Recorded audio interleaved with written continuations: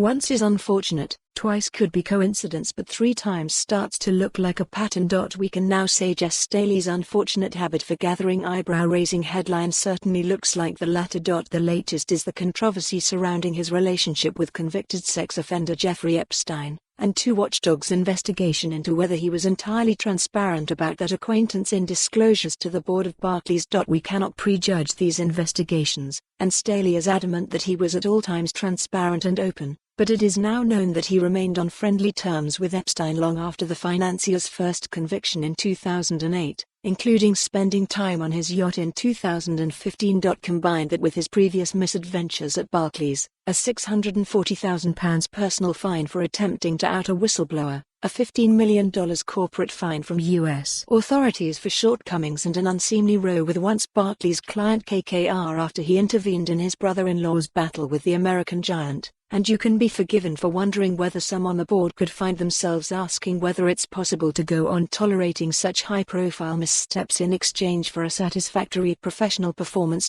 On the other side of London, a different kind of leadership is also developing a habit for blundering into avoidable rows. The latest controversy that the Prime Minister's top aide Dominic Cummings has created out of thin air is in the hiring of Andrew Sabisky, a super forecaster who has in the past written about the potential benefits of forced contraception and described the supposed advantages of a particular drug as probably worth a dead kid once a year.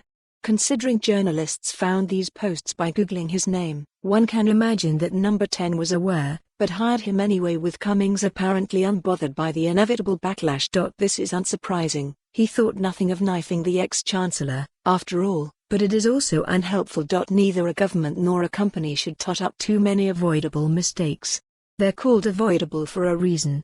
And whether through hubris, arrogance, or just poor judgment, both Staley and Number 10 seem to make a remarkable number of them. A little more attention to detail, a little more foresight, and a little more appreciation that just because you can doesn't mean you would not go amiss. The job at hand is hard enough without making extra work. Main image, Getty. For more on this story, visit the news article link.